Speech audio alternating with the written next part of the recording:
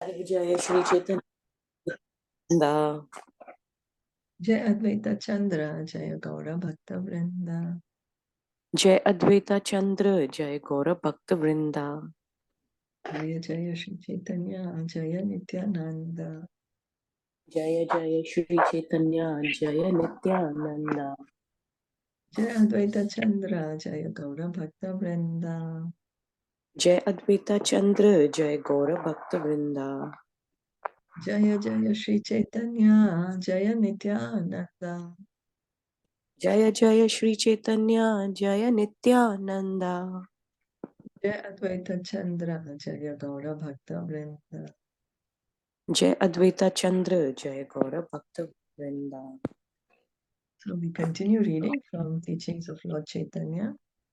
Could somebody kindly read, Can I read? please? A conditioned living entity should become aware of his real position and pray to the Lord. How much longer will I be ruled by all these bodily functions, such as lust and anger? As masters of the conditioned soul, lust and anger are never merciful. Indeed, such bad masters never cease demanding service from the conditioned soul. But when he comes to his real consciousness, Krishna consciousness, he stops serving these bad masters and approach Krishna with a frank and open heart to achieve his shelter. At such a time, he prays to Krishna to be engaged in the transcendental living service. Mm. So true, no? We don't even realize that how much anger we have, how much lust we have, how much envy we have, and how much they are controlling us. We don't even understand it. These are the anarthas, the unwanted things that we are having, and we are serving these things instead of serving Krishna. So here Lord Chaitanya is putting a very nice suggestion that we should pray to the Lord. Pray for his mercy to let us help us to be free of this lust and anger and become Krishna conscious. Sometimes the Vedic literature highly praises fruitive activities, mystic yoga, and the speculative search for knowledge as different ways to self realization. Yet, despite such praise, in all Vedic literature, the path of devotional service is accepted as foremost. In other words, devotional service to Lord Krishna is the highest perfectional path to self realization, and it is recommended that it to be performed directly. Fruitive activities, mystic meditation, and philosophical speculation are not direct methods of self realization. They are indirect because without devotional service, they cannot lead to the highest perfection of self realization. Indeed, all paths to self realization ultimately depend on the path of devotional service. So this is the reason in Kali Yuga, because our life is very short, we don't have much time. We are recommended to directly take the shortest path, the direct path. As the Vedas, some section of the Vedas speak about the fruitive activities for self-realization, some the Gyan, some mystic yoga. But all of these, ultimately, we have to come to bhakti. Without bhakti, we cannot get uh, the perfection of self-realization, really understand our position. But if we, in Kali Yuga, because time is so short, if we take up the other processes, then we may not be able to come to the point of bhakti in this very same life.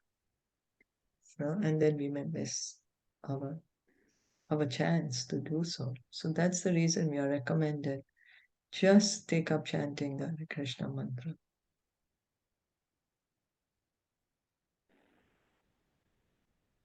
When Vyasadeva was not satisfied, even after compiling heap of books of Vedic knowledge, Narad Muni, his spiritual master, explained that no path of self-realization can be successful unless it is mixed with devotional service.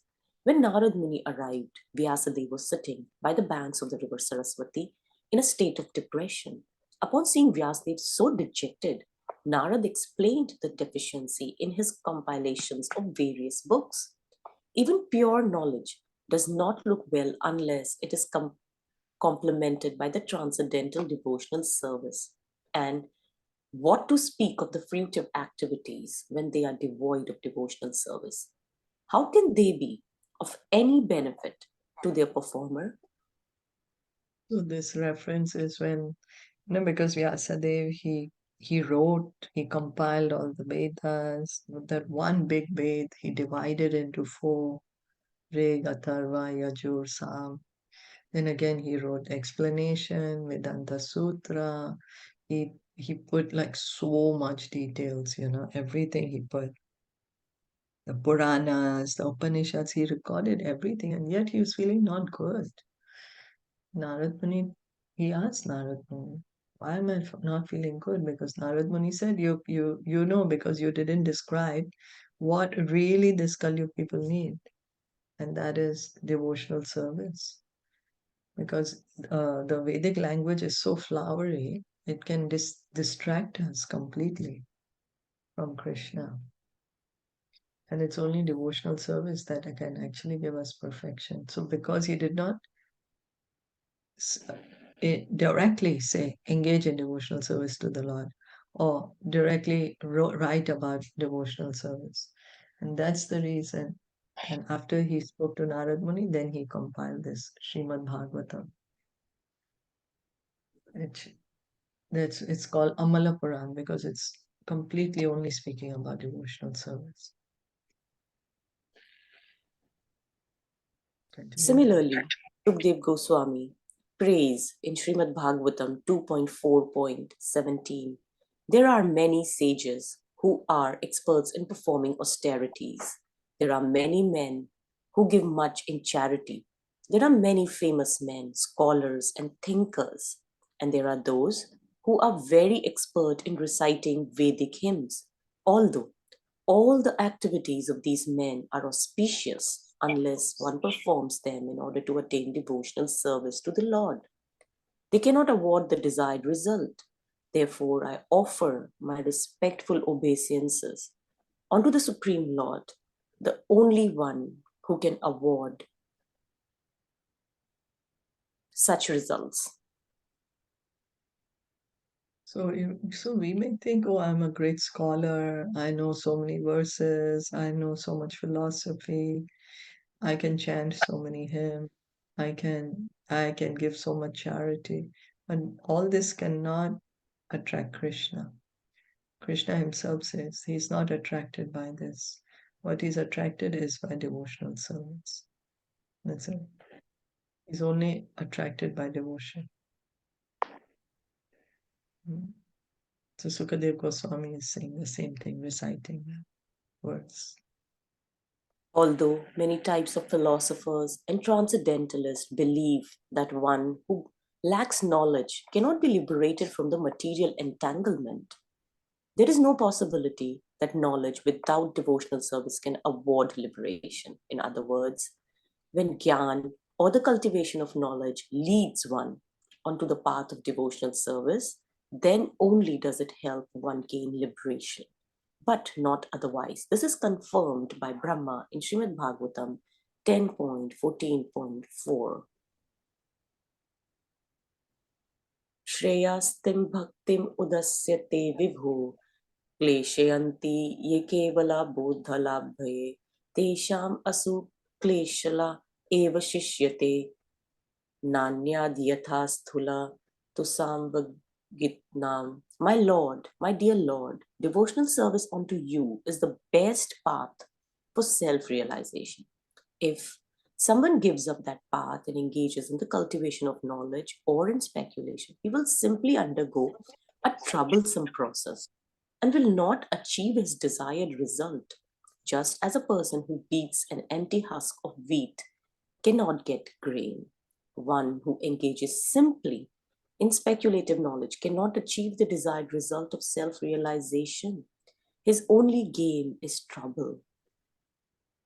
Yeah, all the scriptures say that, and that if we take up only the path of speculation, how will we come to understand the absolute truth? Because our minds are, we are not perfect. We commit mistakes. Our senses are imperfect. We are in illusion, and we have a tendency to cheat. Having such defects, then how can we expect that by our own ability we will be able to understand the absolute truth? No. So, absolute truth can be understood only when we are hearing about the absolute truth from the authorities. That is devotional service. Like, I just want to give an example for this, that when we go to temple and when we hear from true uh, Mahatma, true Vaishnav, true devotee, then those words touch our heart rather than when I read myself. Good. And just sitting in the kirtan at temple gives me more pleasure than anything other that I do. Very good. Thank you. Thank you. In the Bhagavad Gita 7.14, it is stated that material nature is so strong that it can be summoned only by those living, surmounted only by those living entities who surrender onto the lotus feet of Krishna. Only they can cross the ocean of material existence. When a living entity forgets that he is eternally the servitor of Krishna, that forgetfulness causes his bondage in conditioned life and his attraction for the material energy. Indeed, that attraction is the shackle of the material energy. Since it is very difficult for a person to become free as long as he desires to lord it over the material nature, it is recommended that he approach a spiritual master who can train him in devotional service. In this way, he can get out of the clutches of the material nature and achieve the lotus feet of Krishna. So, because we have forgotten our real position, and the only way that we can get out of here is by surrendering to Krishna. That's why we are recommended to surrender to a true spiritual master, a authorized spiritual master who can help us get out of here. He can bring us out of the material world. There are four social divisions of human society: the Brahmanas or intellectuals, the Kshatriyas or administrators, the Vaishyas or the businessmen and farmers, and the Shudras or laborers. There are also four spiritual orders or ashramas: the Brahmachari or the student, the Grihasthas or the householders, the Vanaprasthas or the retired persons, and the Sannyasis or those in renounced life. Regardless of one's social or spiritual position, however, one who is lacking in devotional service or Krishna consciousness cannot be released from material bondage, even if he executes his prescribed duty. On the contrary, he will glide down to hell due to material consciousness. Therefore, whoever is engaged in his occupational or spiritual duty must simultaneously cultivate Krishna consciousness in devotional service if he wants liberation from the material clutches. So, Bhagavatam says that if one is just engaged in their material duties but is not cultivating Krishna consciousness side by side, then it's just waste of effort, wasting the human life. And here it said then glide down to hell. But one may say, hey, but I did my duty. Yeah, but the prime duty is to revive our loving relationship with Krishna. That is the duty of every human being, irrespective we are Brahmana, Kshatriya, Vaishya, Shudra, Brahmachari, Grahast, Vanaprastha, Sannyasi. And that's the whole premise of the Bhagavad Gita also. Krishna is telling Arjuna, you do your duty, but you do it for me. Be Krishna conscious, he says. Always think of me, become my devotee, worship me. And in this way, you will come to me. So we need to do both of them hand in hand. In this regard, Lord Chaitanya recited two verses from Srimad Bhagavatam 11.5.2 and 3 that was spoken by Narad Muni to indicate the path of Bhagavad cultivation. Narad pointed out that the four social orders, divisions of human society, as well as the four orders of life, are born from the gigantic universal form of the Lord, the Virat Purusha. The Brahmanas are born from the mouth of universal form. The Kshatriyas are born from the arms, the Vaishyas from the waist, and the Shudras from the legs. As such, the members of all these social orders are qualified in the different modes of material nature within the forms of the Virat Purusha. But if a person is not engaged in the devotional service of the Lord, he falls from his position, regardless of whether he executes his prescribed occupational duty or not. So again, Lord Chaitanya is giving this reference again from Bhagavatam, saying that we may be doing our duty as Brahmana, Kshatriya, Vaishya, Shudra, but we need to engage in devotional service too. Lord Chaitanya further pointed out that although those who belong to Mayavadi or impersonalist school consider themselves to be one with God or liberated, they are not actually liberated as confirmed in Srimad Bhagavatam 10.2.32. Ye anye aravidaksha vimuktamana ninastavya asta bhavad avishuddha buddhaya आरुह्यः कृचेन परम पदम ततः पतन्ति अधो anandrita yusmad anagrayah.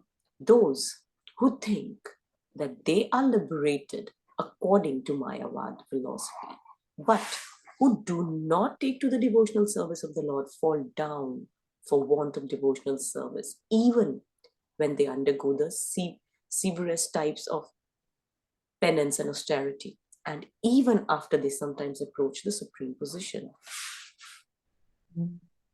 So we may rise up to the Brahman platform without engaging in devotional service, but we can't stay there very long, because devotional service is the natural activity of the soul.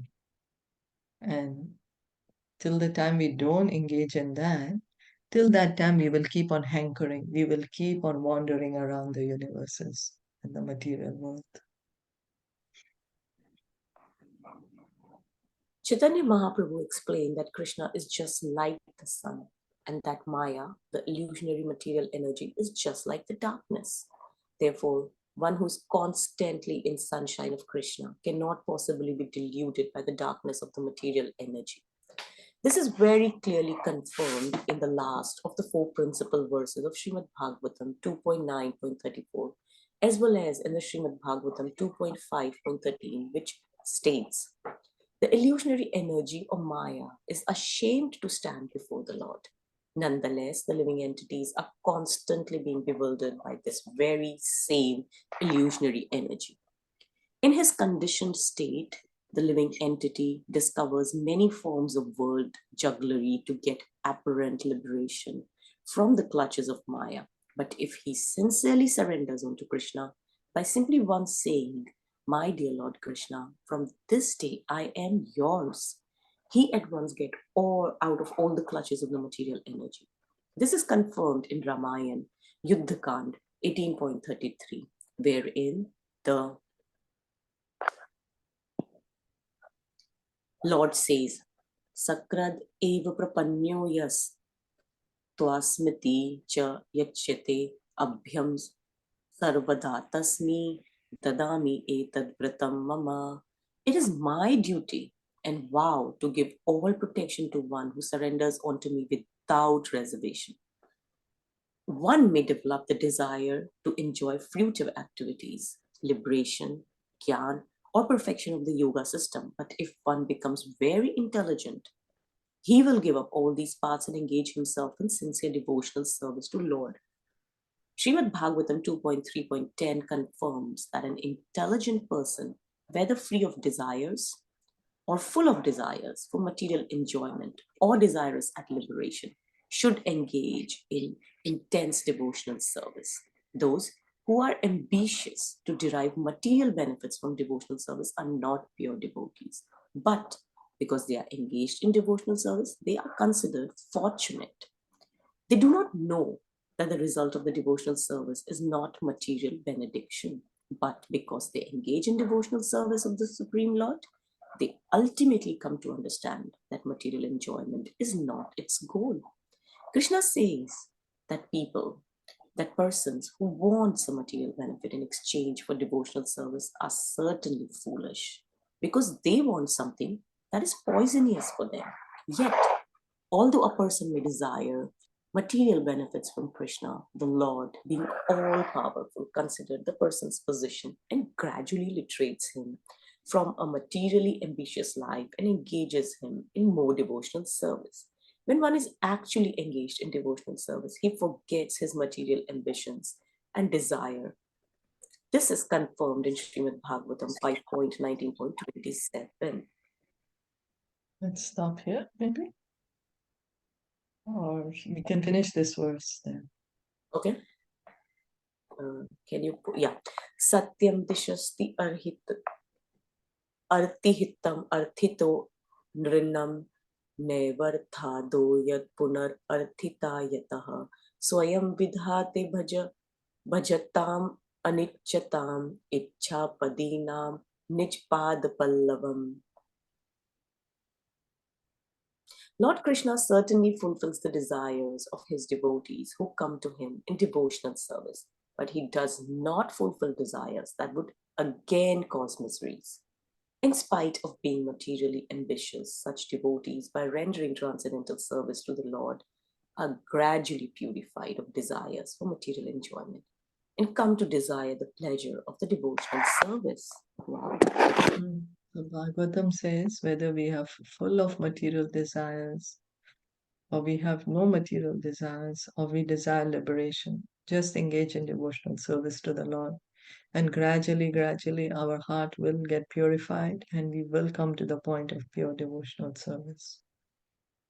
And Krishna is kind. He sees what is good for the devotee, whether to fulfill the desires and what way to fulfill the desires, because Krishna is more eager to bring us back home rather than more eager than us. We are not so eager to go back home, but Krishna is very eager to bring us back home, back to himself. So he makes the arrangements. We just simply have to call out to Krishna. Krishna, I'm yours, as we just heard, and surrender to the lotus feet of Krishna. Yes. So we'll stop here for today. Are there any comments or anything to add? This is so beautiful. Yeah. Like so easy, just call out to Krishna. And even if you have material desire, doesn't matter, he'll purify you slowly and gradually. Yes. So no matter what, just call out to him. Yeah. Yes, thank you. You know, I just want to share an incident that this is my personal incident, and we go to play. So,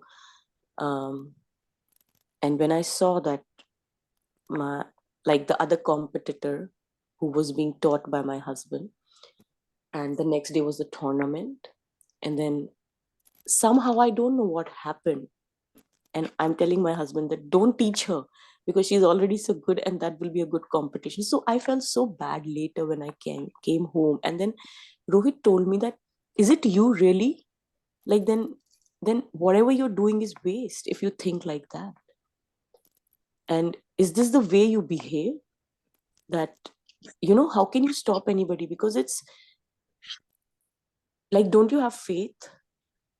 How could you? And I really felt bad, and next day I went to her and I said, I'm really sorry, because yes, that was so hurting. Other person feels bad. So, you know, these small things, but they are so important. And I feel sometimes so fortunate that I have people around me as my husband, my son, that they give that time to pinpoint my faults. And I don't claim that I'm faultless, because I am in Maya. Everybody is in Maya. So, but sometimes you feel good that there is somebody, and I felt bad at that moment when he told me that.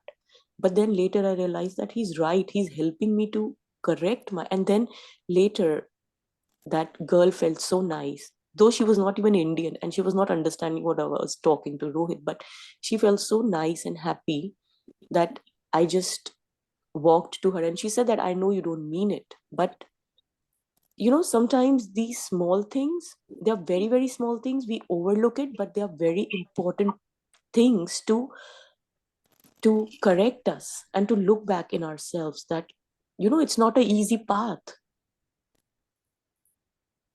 Yeah, so true. That's so true. And Not how easy you for said us to Maya will stop our slap you, and how Maya slaps you. How this is just Maya, right? Yeah, How of it slaps course. you. Because you're so engaged in it that you forget that what is the right thing to do at some time in life. I know, right?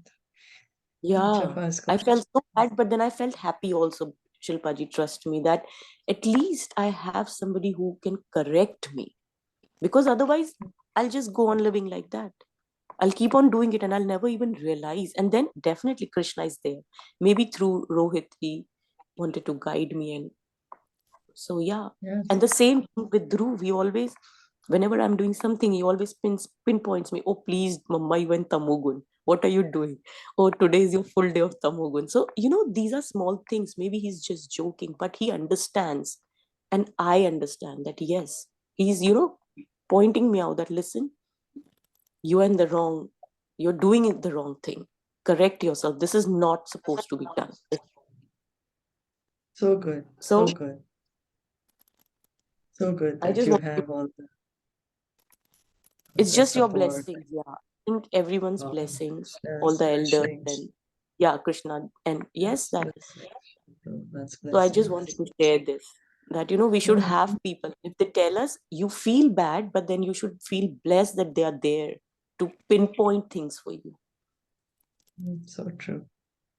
So true. And it was good that you could keep an open heart and listen to what Rohit was Yeah. telling you, I because felt you very could bad. open. I felt very bad, but then later when he left, I felt that he's saying the right thing. So How good. mean I was at that moment, and how could I be so mean? So Of yeah, us, the Thank you the for next thing sharing I your did was, personal yeah. experience. But thank you. I'm sorry to take your time over, but No, yeah, I thought it's no, really important to share the personal experiences, how we feel. yes, it is. Yes, thank you so much. Thank you. So, okay, And just one more keep. request. There is Yes, this please. girl, Girija. Her mother passed away yesterday, and she's Jane, and her mother was perfectly fine. She just had done 23 amils. That is like she would just eat one time, and she was going to temple, and the mother got hit by a scooter, and she passed away. So if we could say one Hare Krishna for her mother. Oh, yes, sure, of course. Hare Krishna, Hare Krishna, Hare Krishna, Hare Krishna Krishna, Krishna, Hare Krishna, Hare Hare, Hare Hare, Hare Hare Ram, Hare Hare Ram, Rama. Ram Ram, Hare Hare. Yeah, may Lord Krishna protect her, and bless Yeah, her. thank you. So, thank you so much. Thank you, Neha. Thank you, everyone. Thank you, Neha, for sharing your Thank Yeah, you. Hare Krishna. thank you all Hare for Krishna. being so that I could share. It means a lot. This is the Yeah, everything that we have each other.